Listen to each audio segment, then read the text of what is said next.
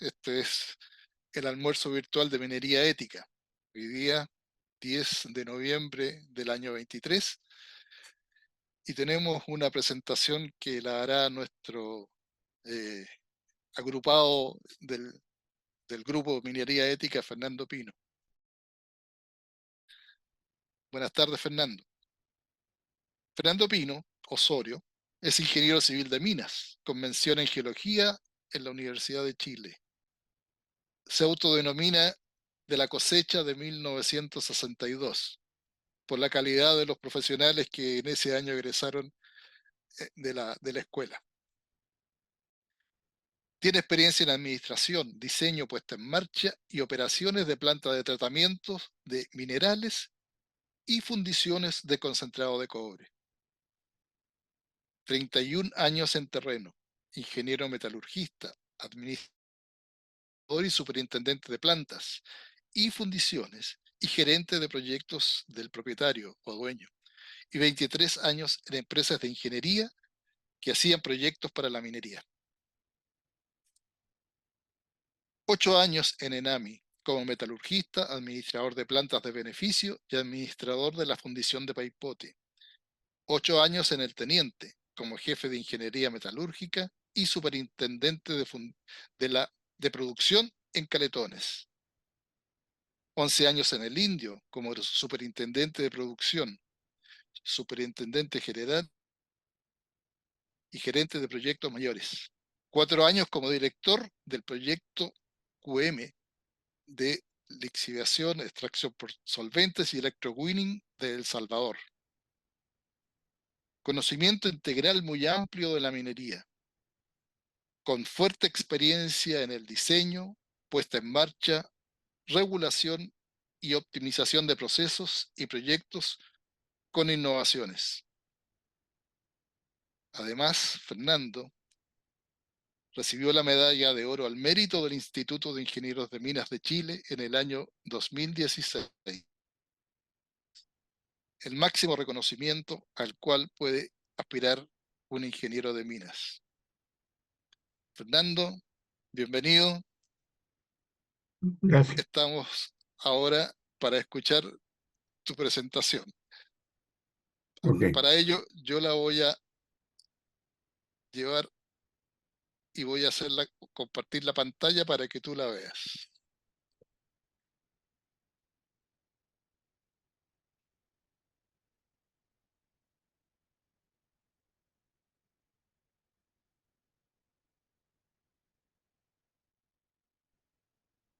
Por favor, confirme que está en... Sí, la estoy viendo, pantalla completa. Perfecto. Ok, empiezo. Comienza nomás, Fernando. Ya. El Adelante. nombre más que presentación, quiero darle el carácter de charla. La gran encrucijada chilena. Exportar o fundir nuestros concentrados en Chile. Esa es la encrucijada en que nos encontramos en estos momentos. Dale. Propósito de la charla.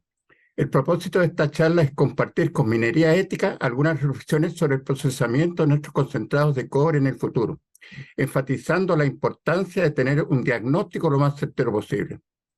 Se realiza un recorrido histórico y una breve descripción de los procesos con un lenguaje adecuado para los no especialistas. He tenido muy en cuenta que esta no es una reunión de pirometalurgistas, de un grupo muy amplio, como se mencionó hace un poquito rato. Dale. Introducción. Estamos ante una encrucijada y debemos decidir qué camino tomar para el tratamiento de nuestros concentrados. Nótese que estoy usando la palabra tratamiento. Antes era fundición y refinería. Ahora estamos ampliando la idea porque se está abriendo camino muy fuerte la hidrometalurgia. Adelante. Aspectos se tratarán las siguientes láminas: pasado, presente, futuro y investigación y desarrollo y comentarios finales. Adelante. Antigüedad de la metalurgia.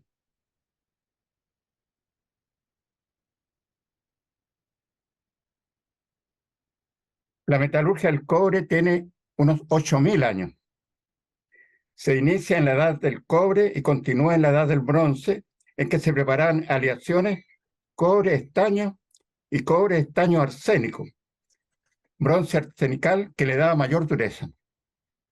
Por supuesto, no conocían la teoría, pero reducían los óxidos y más tarde oxirreducían los sulfuros. Construyeron hornos y desarrollaron métodos para lograr las altas temperaturas necesarias para fundir los minerales.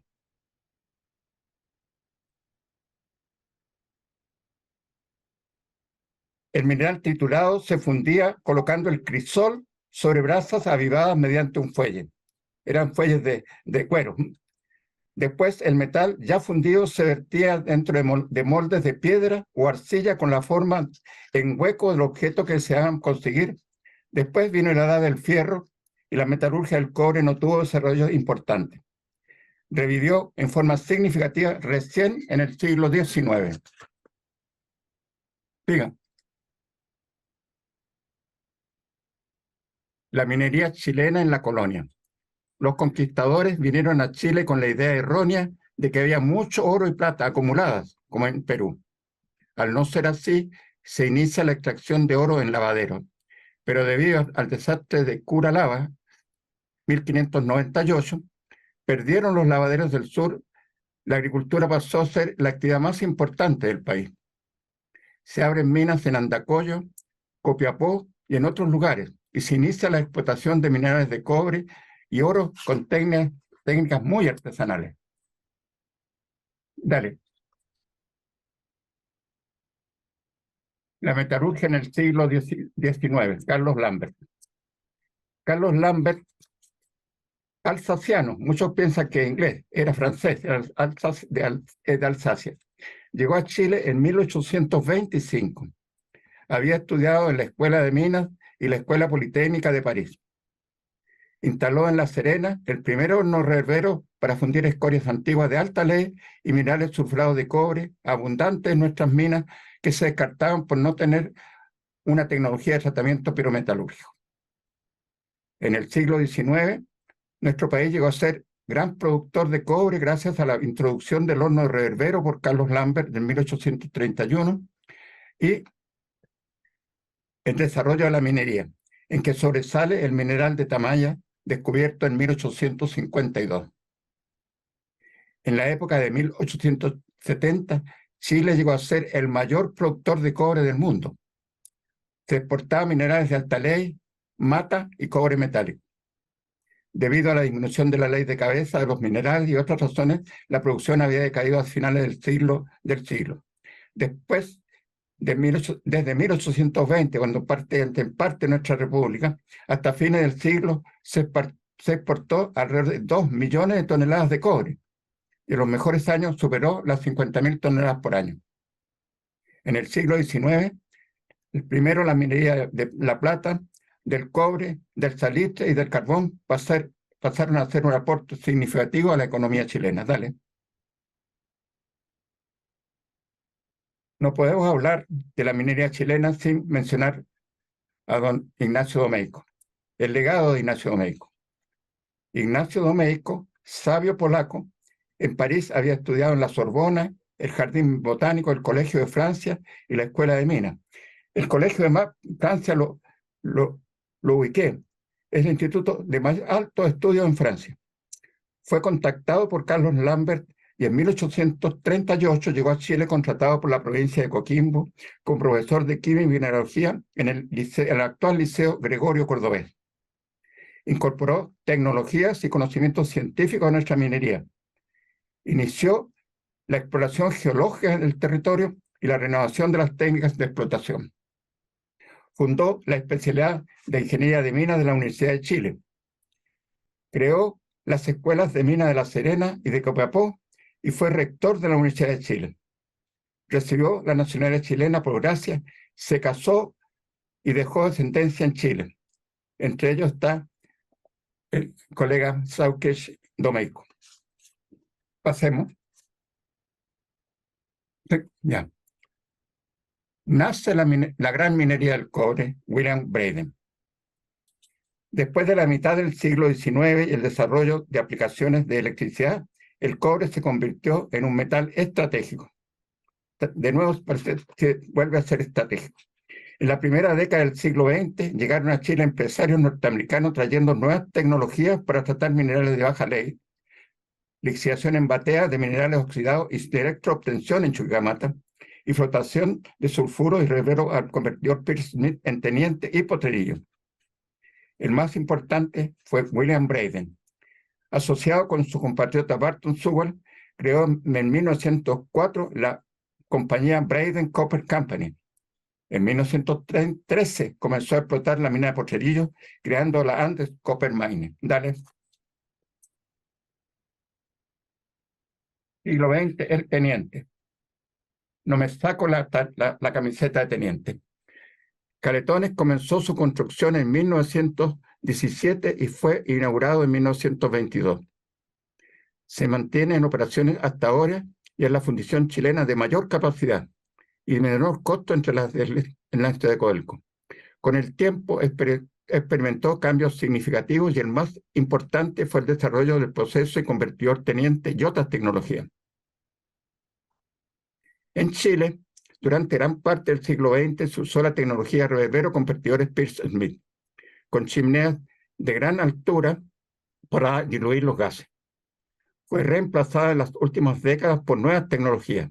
El flash smelter de Outokumpu en Chuquicamata, la tecnología teniente de inyección de concentrados secos en el baño, con fusión autógena en varias condiciones, y el reactor Noranda en Alto Norte. Sigamos. La fundición de Caletones, después del decreto supremo 28, Caletones, como todas las fundiciones chilenas, incorporó plantas de ácido sulfúrico y sistemas para minimizar las emisiones y cumplir con el decreto supremo 28, que exigió captar el 95% de un listado definido de contaminantes, para lo cual se realizaron grandes inversiones y que tienen que seguir haciéndose. Estamos purgando nuestros pecados. Dale. Tostación de concentrados. En la tostación, los concentrados se oxidan a temperaturas entre 500 y 800 grados Celsius y producen calcina. Desde el principio del siglo se usó en caletones y potrerillos para disminuir el consumo de energía.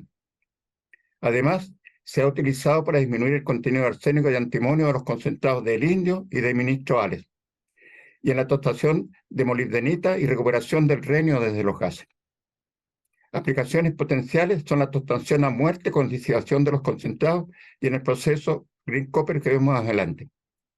Originalmente se usaban tostadores de piso y actualmente de lecho fluidizado.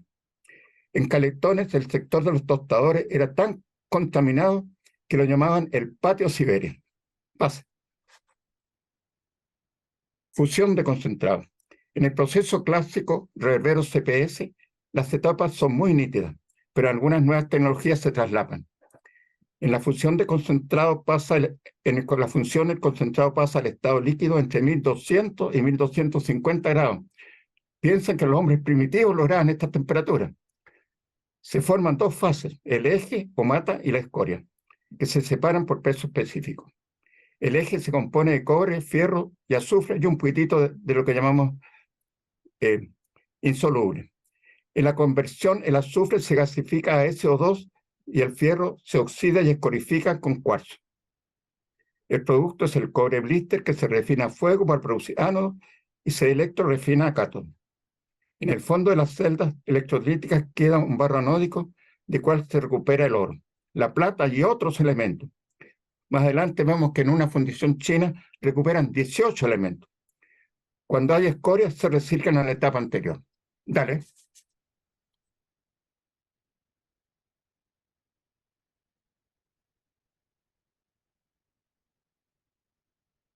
Lixiviación de concentrados. Lixiviación de minerales. En la primera mitad del siglo XX, los minerales oxidados se lixiviaban por agitación o en bateas y el cobre se precipitaba por electrowinning o con chatarra de hierro. La extracción por solvente permitió lixiviar minerales de baja ley y en botadero o en piles. Esta fue una innovación revolucionaria. En 1980, Lo Aguirre aplica por primera vez en el mundo a escala industrial la biolixiviación en pilas de sulfuros secundarios, el proceso TL. En los años 90, Michilla usó agua de mar en la lixiviación y desarrolló el proceso cuproclor de lixiviación clorurada. Actualmente, AMSA, BHP y otras empresas están investigando la lixiviación clorurada para lixiviar sulfuros primarios en botaderos o en pilas o en concentrados. En hidrometalurgia, durante estos como 40, desde el 90, desde el 80 realmente, el progreso chileno ha sido enorme y realmente somos pioneros en el mundo. Dale. El presente. Dale. Producción de cobre mundial y chilena. Estos datos los tomé todos de las estadísticas de Cochilco. Esta lámina y las tres siguientes son antecedentes para el análisis. La producción mundial de cobre en el 2020 es 8 veces la de 1950 y la chilena es 16 veces.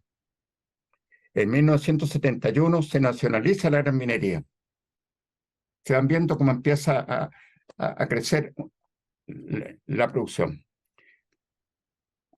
En 1990 se inicia el boom de inversiones privadas y grandes proyectos de lixiviación en pilas. Hasta 1990 la participación chilena estuvo en el orden del 13% de la producción mundial. Y desde 1990 se acelera hasta llegar a un 35% en el año 2000. Luego desciende hasta un 28% en el 2000 y se proyecta para este año que estará entre 24 y 23%. Desde el año 2004, la producción chilena se ha estancado en alrededor de 5,5 millones de toneladas de cobre. Este año va a estar bastante bajo los 5,5 millones. Y la proyección optimista para el 2033 es producir 7 millones de toneladas al año, según estimación de Cochilco. Dale. Exportación de concentrado. En 1950, el cobre fundido en el país era 95% del cobre producido y disminuye en forma lenta hasta 1980. En 1980 baja a 76%, por primera vez bajo 90%. Y de ahí la disminución se acelera y es un 21% en el año 2020, 21%. En parte se ha ido compensando por la exportación de cátodos electroobtenidos provenientes de la planta de lixiviación SXW. En el año 2020, el total de cobre fundido más cátodos electroobtenidos fue de 46%. 54% del cobre es exportado como concentrado. Los minerales de lixiviación están en la zona superior de los yacimientos y van disminuyendo a medida que se profundizan las minas. Y esta tendencia continuará. Los incrementos futuros de producción serán como concentrados que se exportarán si no se aumenta la capacidad de tratamiento en Chile. Se estima que el cobre exportado como concentrado superará el 70%. Dale. Costo, capacidad y costo de las fundiciones chilenas. El gráfico muestra la capacidad en azul y el costo de las fundiciones, la línea salmón, en el año 2021. Fue un mal año, pero los años anteriores 3 fundiciones habían estado en el tercer cuartil y 3 en el cuarto cuartil. Se ha excluido Ventanas, que está cerrando. Chuquicamata ha tenido muy altos costos en los últimos tiempos y por su tamaño afecta mucho el promedio nacional. Realizó una reparación general y los debería mejorar. Trata de concentrados altos en arsénico que incrementa los costos, pero tener el know-how es importante ahora y para el futuro. ¿Son las calcinas de MMH y serán los concentrados de RT también altos en arsénico? Si son recibidos, ¿qué castigo recibiría Chuquicamata si exporta sus concentrados? Dale. Costo de fundiciones extranjeras. El gráfico muestra el costo en salmón. Estamos cerca de $300 a tonelada de concentrado, en el caso de Chuquicamata.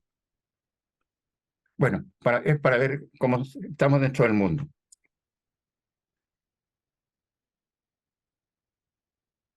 Hay que ser cuidadosos al comparar los costos de las fundiciones entre países. Los factores que determinan el costo son muy diversos, como ser precio de la energía eléctrica y los combustibles, productividad laboral, nivel de las remuneraciones, grado de optimización, crédito por subproductos, integración vertical y quizás hasta subsidio. Sin embargo, son una buena referencia para estudiar cómo disminuir los costos de nuestras fundiciones. Si nosotros vemos por qué algunas son tan exitosas, va a ayudar para las decisiones que nosotros tengamos que tomar. Dale.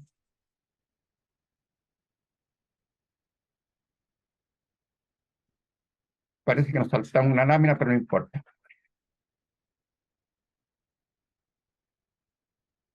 Diagnóstico de las fundiciones. Algo me pasó. Parece que me salté una hoja.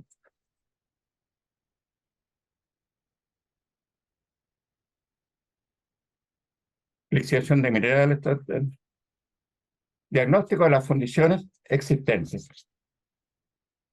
Este yo diría que es el tema más importante de mi presentación, porque como dice al principio, y te puse en rojo ahí, un diagnóstico equivocado puede llevar a decisiones erróneas.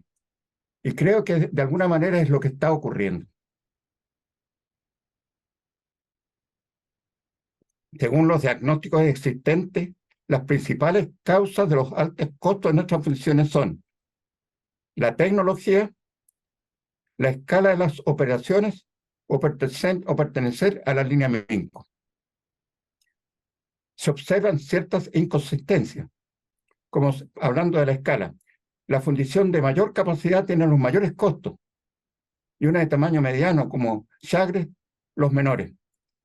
Además, esta última pertenece a la línea MINCO, o sea, no vale ese análisis. No se puede atribuir a la tecnología las causas principales de los altos costos. Por supuesto que tienen influencia. Como ejemplo, Chuquicamata y Chagres tienen la misma tecnología, el horno flash. Por la experiencia del autor, el precio de la energía eléctrica, la productividad laboral, el grado de mantenimiento de las instalaciones. Este ha hecho crisis en algunas de ellas, y la gestión en general son tanto más significativos en los resultados. Si bien esta última la puede afectar en forma positiva o negativa. En la FURE vimos la presentación de Chagres. Es un ejemplo de buena administración. De las malas, mejor no hablar. Es indispensable estudiar los costos de cada fundición y su composición.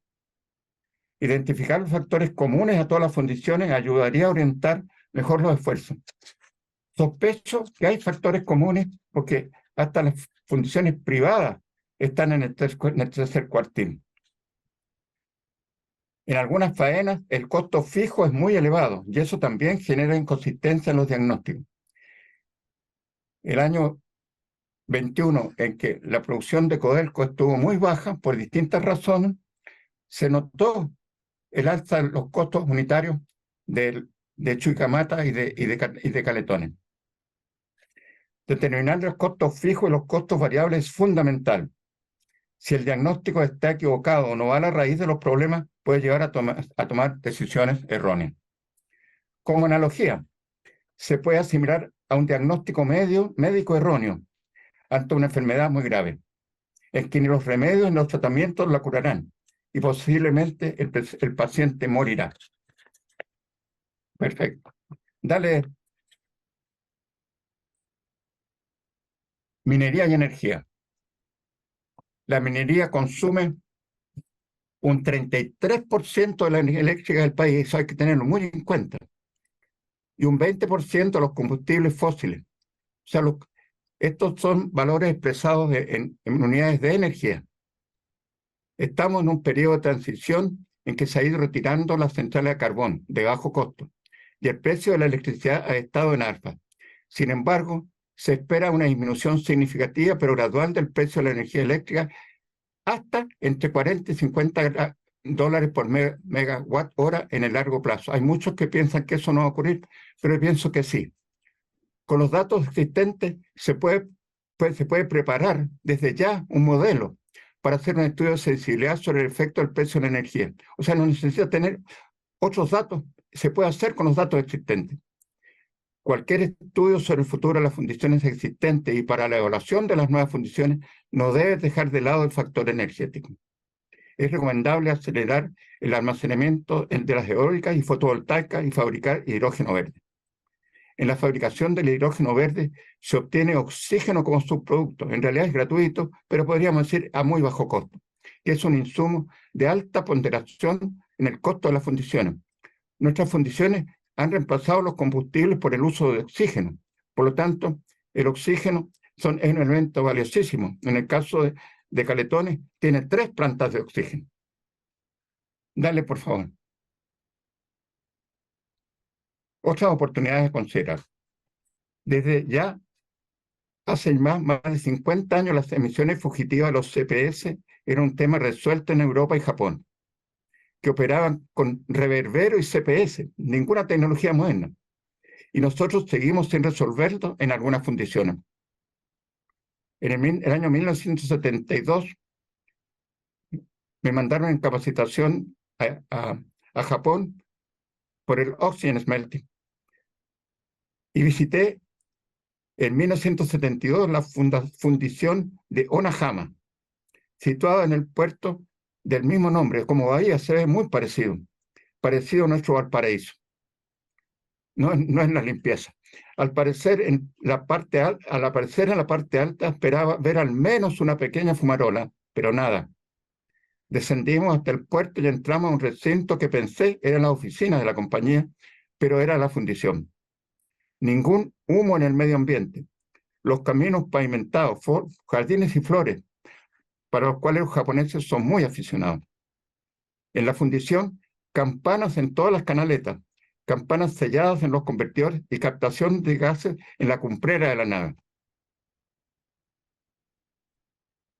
En la actualidad, este control en los gases fugitivos se ha perfeccionado aún más en el extranjero. En estos temas de lo que está ocurriendo actualmente, me ha ayudado mucho Claudio Rojas, que afortunadamente lo veo presente.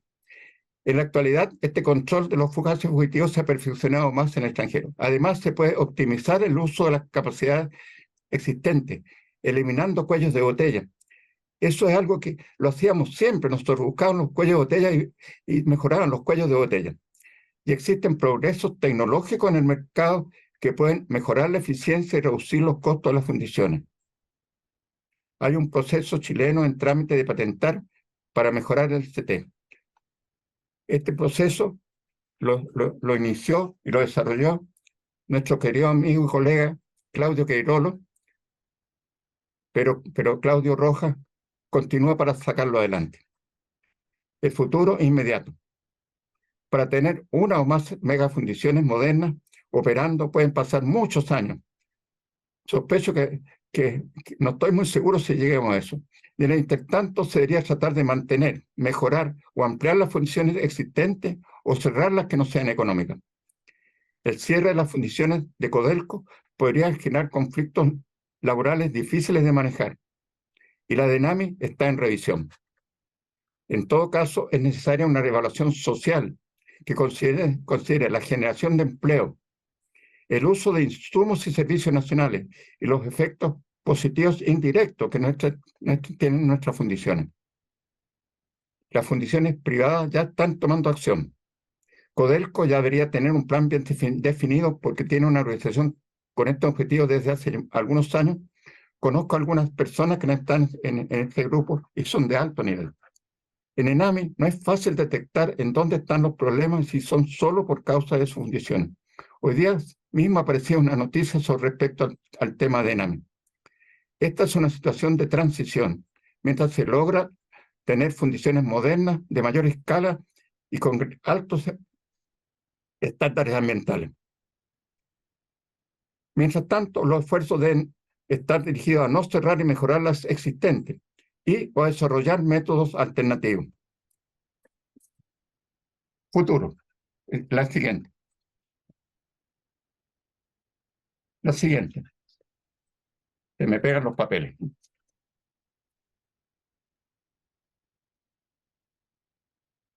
Nuevas condiciones.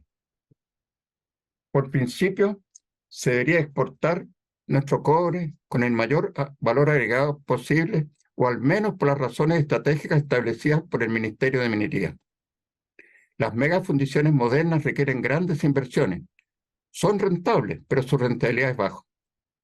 Las empresas mineras privadas buscan obtener la mejor actividad posible para sus inversiones, y eso es correcto. Y será necesario acuerdos políticos para no llegar a medidas coercitivas. Una fundición estatal requiere una evaluación privada y social y financiarla con préstamos o bonos a largo plazo con el aval del Estado.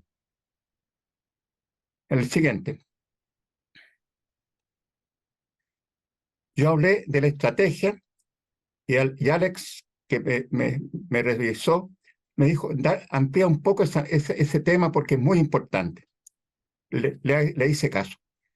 Puntos seleccionados de la estrategia FURE. Se debe potenciar el desempeño de las FURE ya existentes. Aumentar la función y refinación en Chile para reducir la dependencia de fundiciones extranjeras y disminuir los riesgos geopolíticos de los tiempos actuales y futuros.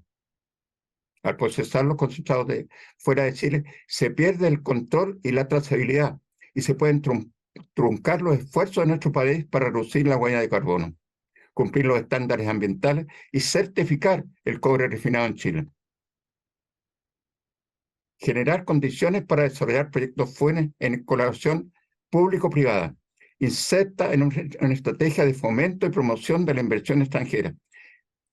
Esto lo escribió el subsecretario anterior de minería, que fue acusado de ser pro minería.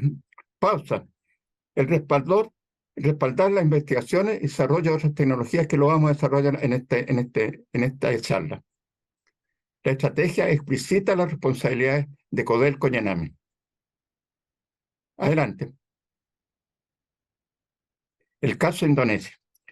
Este caso es muy ejemplar. Grasberg es la segunda mina en producción de cobre del mundo, y la primera en oro. En ese caso, la primera es escondida, y la primera en oro del mundo. Es operada por un joint venture del gobierno de Indonesia y Freeport-McMoRan.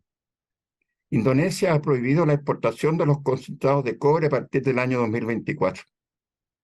Se está ampliando la fundición existente desde 1 a 1,3 millones de toneladas por año de concentrado, y está en construcción una FURE para 1,7 millones de toneladas del año de concentrado. Recordemos que Chuquicamata tuvo 1,7 millones de toneladas al año de concentrado y llegó a las 800.000. Y una refinería para 600.000 toneladas por año de cobre, con una inversión de 3.000 millones de dólares, más 100 millones de dólares para una planta de metales nobles. Esta fundición es con la tecnología Flash Autotech, de fusión y de conversión. Pero vimos en la FURE 2023 que hay otras posibles opciones. Dale, Andrés. Algunos consejos. Es necesario definir el porcentaje mínimo de cobre que este estratégico fundir en el país. Por supuesto, no podemos estar pensando en fundir todo nuestro concentrado. Es clave estudiar desde ya cómo participar en el mercado del cobre secundario. Esta es una nota que me la puso Alexander, y vimos que en el caso de la fundición de Hamburgo, se está ampliando a Estados Unidos precisamente para fundir scrap, o sea, desechos secundarios. Por eso es tan barata. Las evaluaciones deben considerar la posible recuperación de energía y los créditos por la recuperación de elementos. En Dongjing recuperan 18 metales. Esto exige que los proyectos sean FURE y no solo de fundiciones.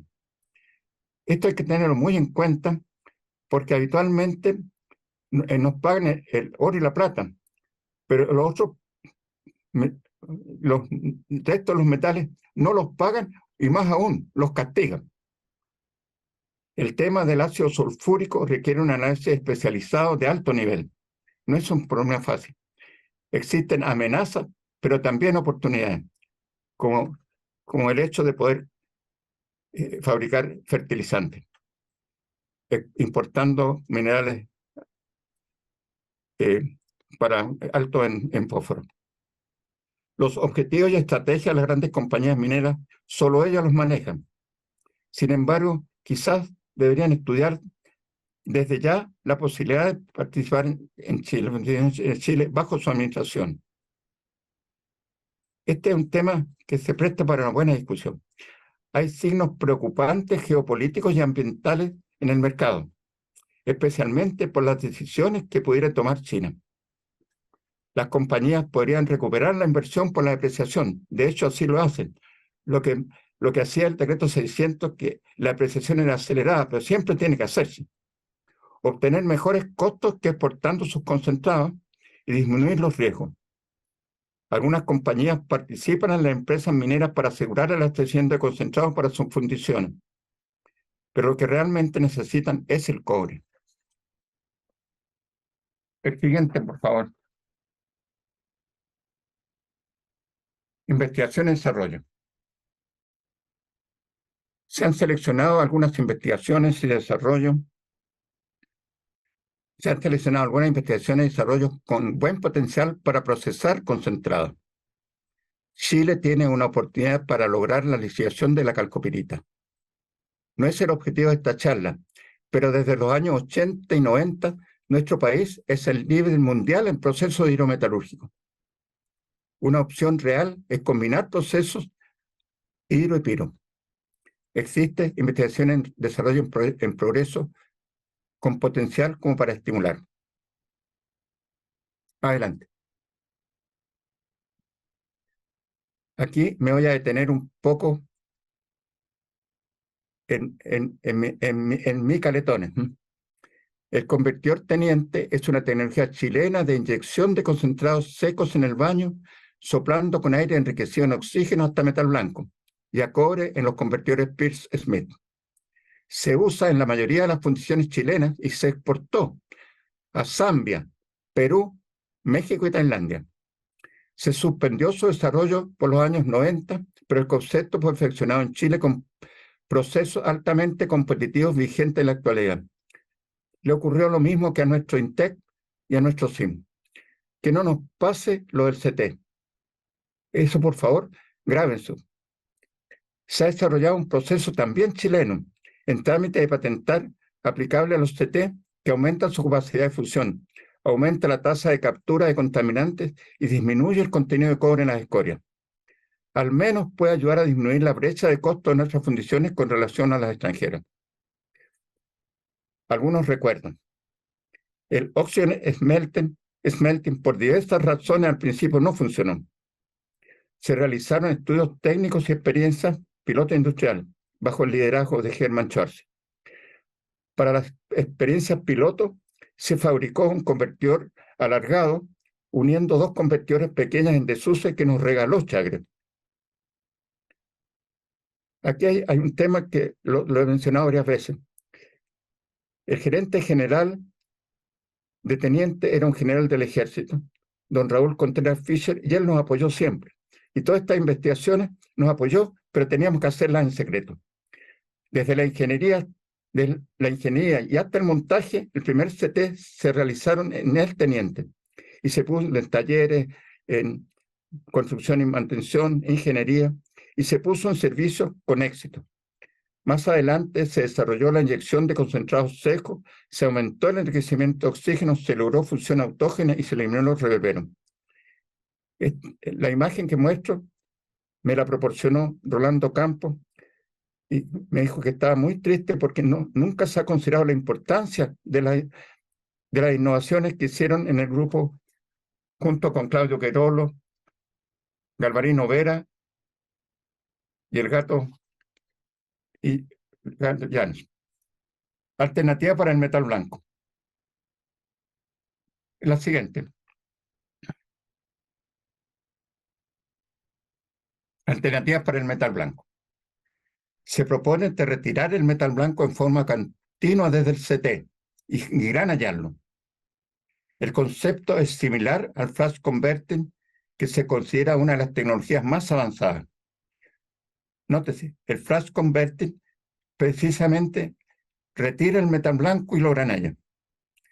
Es necesario desarrollar y probar un sistema de granallado. He estado conversando con eso con Sergio, con el colega Besanilla y con Alfredo del Campo. El sistema existe, pero en realidad hay que probarlo. Puede eliminar la nave de convertidores y los CPS, la mayor fuente de emisiones al medio ambiente, dar mayor valor, mayor continuidad a la operación y aumentar la capacidad. Existen alternativas piro e hidrometalúrgicas para procesar la granalla, entre ellos usar CPS modificados para no instalar nuevos reactores. No es fácil reemplazar los CPS con tecnologías emergentes. No obstante, hay nichos que podrían ser una solución. En este momento me detengo un poco para recordar a nuestro amigo Andrés Reguesa. Él tenía muy avanzado el estudio de la lixiviación del metal blanco, con recuperaciones muy altas. Bueno, pero como muchos de nosotros nos están dejando. Conversión continua de mata de cobre. El método consiste en un flujo gravitacional continuo de mata de cobre a dos reactores conectados en serie por una canaleta. El primero para producir cobre blister y el segundo para refinarlo a fuego. Se usa la conversión en lecho empacado, cuyas principales ventajas son menor costo de inversión y de operaciones, mayor eficiencia energética, menor impacto ambiental, con una drástica reducción de las emisiones fugitivas y un control más preciso del proceso. Podría ser viable fundiciones competitivas más pequeñas y también es una opción para tratar granalla en metal blanco. Los procesos de las dos láminas anteriores deberían ser considerados desde el punto de vista técnico y económico como alternativas para la modernización de pipepotes. Aquí hay otro colega que debo mencionar, Gabriel Rivero. Método de empírica. Aplica circuitos tradicionales de conminución usando molienda gruesa. Se separa el underflow de los ciclones antes de entrar a la flotación. Se clasifica en arneros de alta frecuencia y las arneros se exhiben en pilas con soluciones con alto cloro. Puede aumentar la capacidad y eficiencia de las plantas concentradoras y disminuir la cantidad de concentrados a enviar a las fundiciones. Para mí es una idea muy brillante, que se puede experimentar con muestras obtenidas de una operación real y hacer pruebas en columna, en gaviones o en pilas piloto. Biocobre. Proceso de biolixiviación en pila de concentrados sulfurados con un soporte de plásticos reciclados como matriz de aglomeración y que, según Juan Rivadeneira, tendría efectos catalíticos. El residuo se puede concentrar y contiene oro, plata y molibdeno y otros elementos y se puede tratar por micrometalurgia. Es un proceso pionero y ha logrado más del 95% de recuperación del cobre en concentrado con muy alta producción de sulfuros primarios, calcopirita. De hecho, hay pruebas piloto de hasta 300 pilas de hasta 300 toneladas. Javier Amenese, de la Unidad Técnica Federico San Martín, Santa María, en su informe Lixiviación de concentrados calcopiríticos reciente, de fines del año 2022, estudia los 6 procesos más conocidos. En general, usan autoclaves a temperatura y presión y oxígeno. A veces se remuele el concentrado o se usan soluciones muy corrosivas. Nos informa si algunos de estos procesos ya tienen aplicaciones comerciales.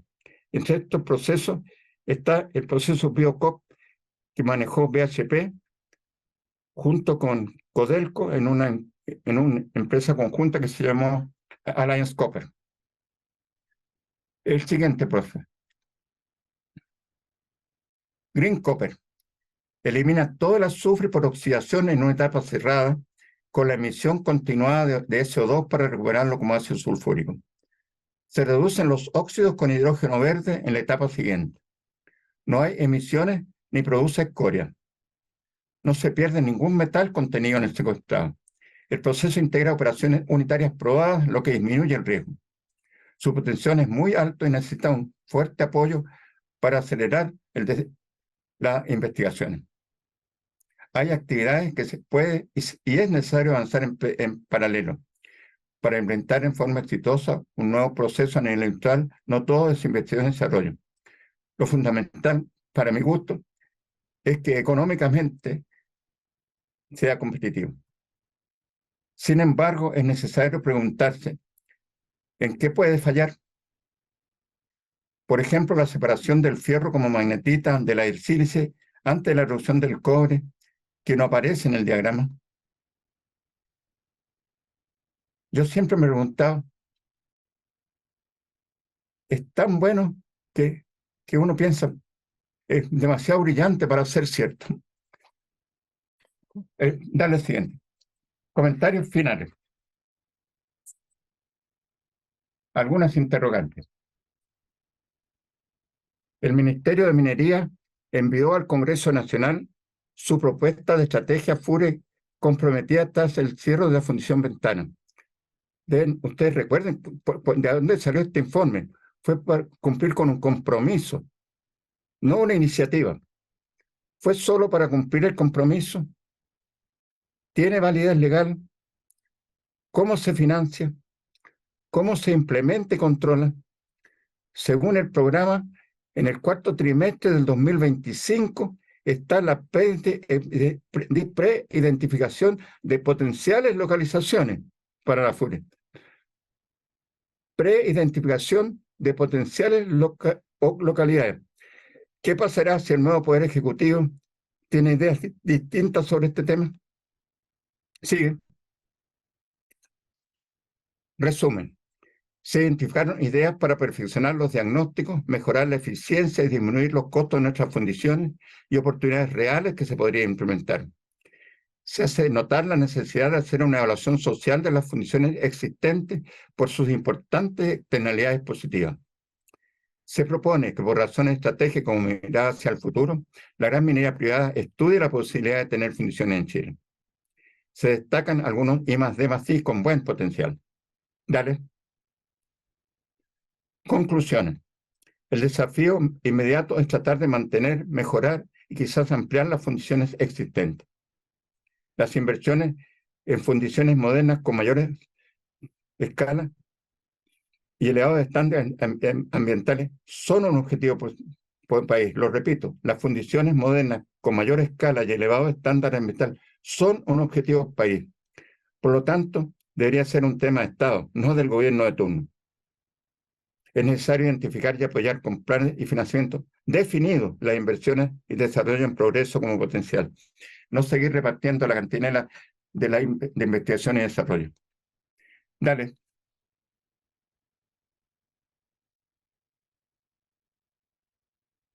Estas últimas dos láminas no las voy a leer, las voy a explicar. Estas dos láminas, partiendo de una idea mía y perfeccionada por Alfredo del Campo, que afortunadamente por el día no puede estar, logramos cuantificar cuál es el límite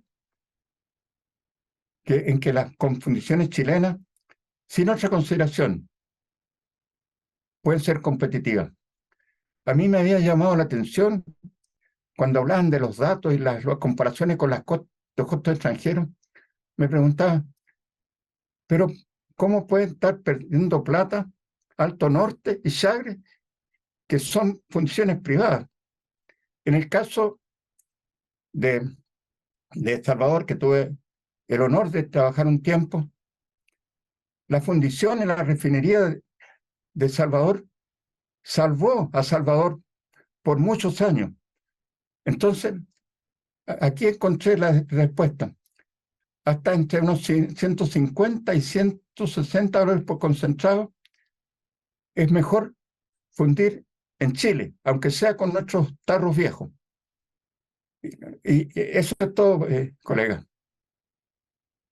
Gracias a todos. Pasa al siguiente para cerrar, por favor. Andrés, cierre con la siguiente, la última, no sé si aquí está. La presentación es destinada a una charla en minería y ética del Colegio de Ingenieros sin fines comerciales. Recalco esto por gran parte de la información la obtuve de los informes de la Comisión Chilena del Cobre y tiene una notita en el fondo, prohibida la reproducción, pero si son sin fines comerciales no me pasará nada. Agradecimientos, no sé si los puse. Agradezco sobre todo a Andrés Supaeta en esta etapa, a Alfredo del Campo, a mi colega Rosana Brante de Cochilco, a Claudio Rojas, a Alexander Leiprand y mi amigo Marcelo Aguilar por sus aportes, comentarios y sugerencias. En la presentación a la FURE 2023 recibí importante aporte de algunos de los autores de la investigación. Al final dejé 3 páginas con referencia de la información que usé. Excelente, Fernando. ¿Sí? Muchas gracias.